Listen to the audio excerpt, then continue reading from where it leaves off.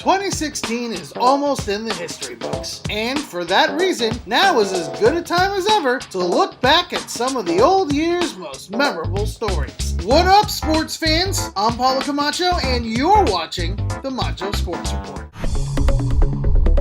Instant classic. It's used a lot in the pantheon of the sports world, but few instances in 2016 can truly define the term like the NCAA men's basketball national championship game between the Villanova Wildcats and the UNC Tar Heels. Roy Williams and the Heels have been here before. It was the then 65-year-old's fourth Final Four appearance, and had previously won the national title for his home state twice, in 2005 and 2009. Overall, in the school's storied men's basketball history, the Tar Heels were gunning for their sixth national title. Meanwhile, the Villanova Wildcats, under head coach Jay Wright, were relatively successful, missing out on a tourney bid just once between 2005 and 2016. However, he had only reached the championship game once before, back in 2009, and were aiming for their first title since 1985. Despite a fortunate history in reaching the tournament, the Wildcats failed to reach the Sweet 16 12 times in 17 appearances since 1990. More ESPN Tourney Challenge brackets had Villanova eliminated in their first round game than had them winning it all. Mind you,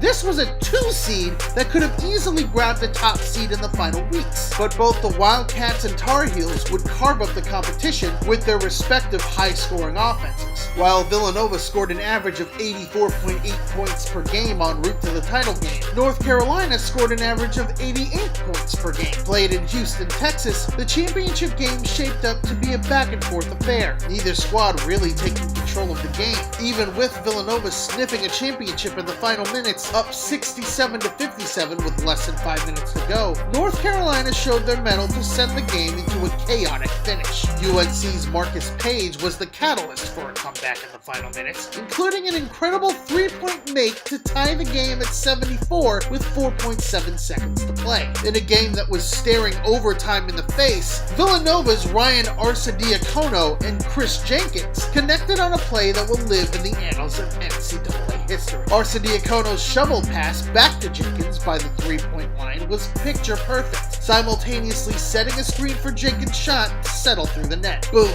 Instant classic. Jenkins' 3 in Houston was actually the first game winner to end the national championship game since the famed Lorenzo Charles putback for NC State, ironically against the Houston Cougars in the 1983 championship game. In any case, the Villanova Wildcats' first title in 31 years was well earned. But I want to ask you, was Villanova's last second championship victory the best finish of 2016? If not, what was? Leave your responses in the comment section below. I'm Paulo Camacho, and you've been watching the Macho Sports Report. Peace out, sports fans!